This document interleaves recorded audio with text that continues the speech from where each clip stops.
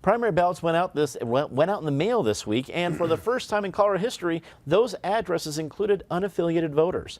The Republicans running for governor joined us here in this studio for a lively debate that will air tonight at 9 p.m.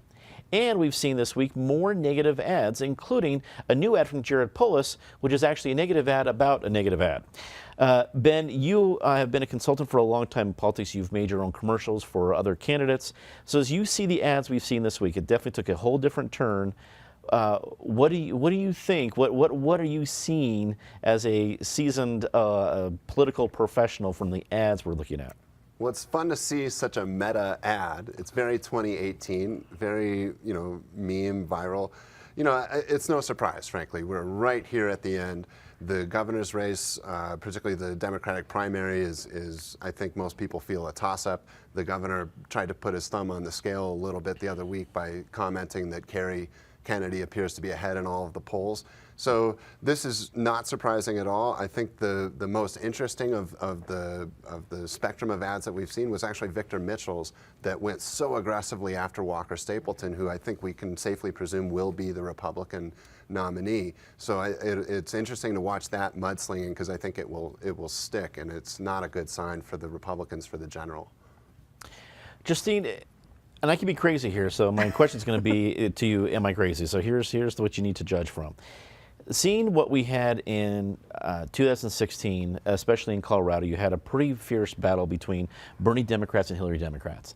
And it feels a lot like everything old is new again in 2018 when you have Jared Polis fans and supporters and Kerry Kennedy fans and supporters who seem to maybe not be the very same group, but echo a lot of that same battle. And I don't know where it's going to land, but maybe I'm being too myopic about it. Am I crazy? You are not crazy. In fact, this whole situation has been driving me crazy. Primary season cannot be over soon enough. I'm seeing the exact type of infighting that we had during the 2016 election. And really, it's interesting. You have two groups within one group that are fighting, and I'm really worried, especially when it comes to the attack ad, and then attack ad countering the attack ad.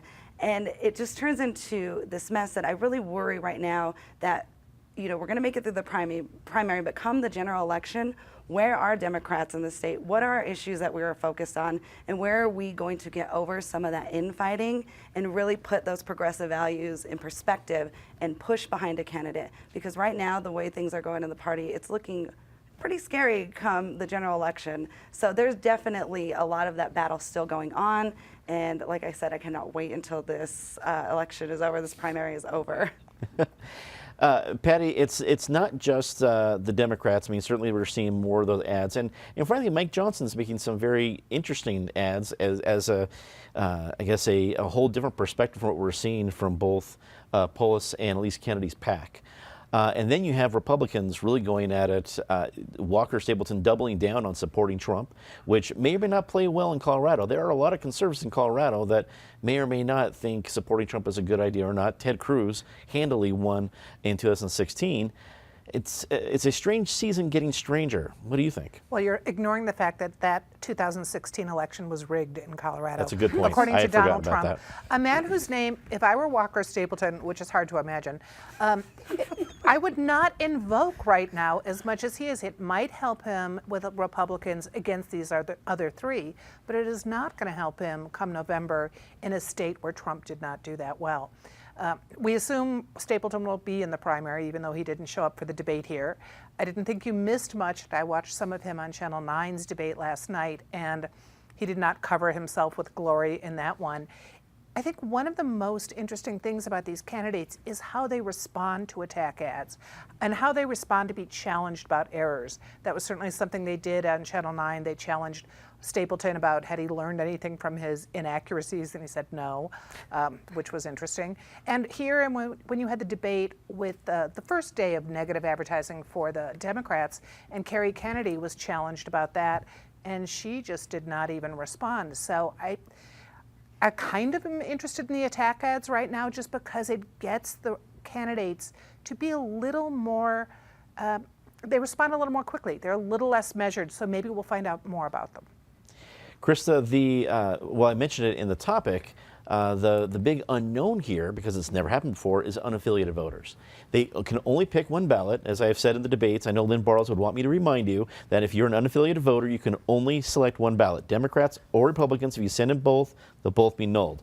But that still seems to me like a significant unknown out there, because 33% of the electorate is unaffiliated voters. That's a lot of people. Even if only a small chunk of those folks decide to send in a ballot, that could sway a close election, which it looks like at the very least on the Democratic side we have. You really can't rule out anybody. I think Donna Lynn's probably running a distant fourth, but she's still in the race. And Walker Stapleton and Victor Mitchell at least trying to make a race of it. I don't know how decided that is. When you look at unaffiliated's input and impact in this primary election, what do you think is going to happen? I think it's great. So I'm an unaffiliated voter. I got my ballot, and I like the fact that I could weigh into the process. A third of Coloradans are unaffiliated, and we can weigh into that process. So you can have right-leaning and left-leaning unaffiliated saying, hey, I want to be a part of this. I also think that both parties have shrunk to a degree with more unaffiliateds now. And so you have more of a kind of a hardcore group on each side. This allows some more of the more moderate voices to come in and put their voice along with the others in deciding what these primary outcomes will be. It should be very interesting to watch on June 26th.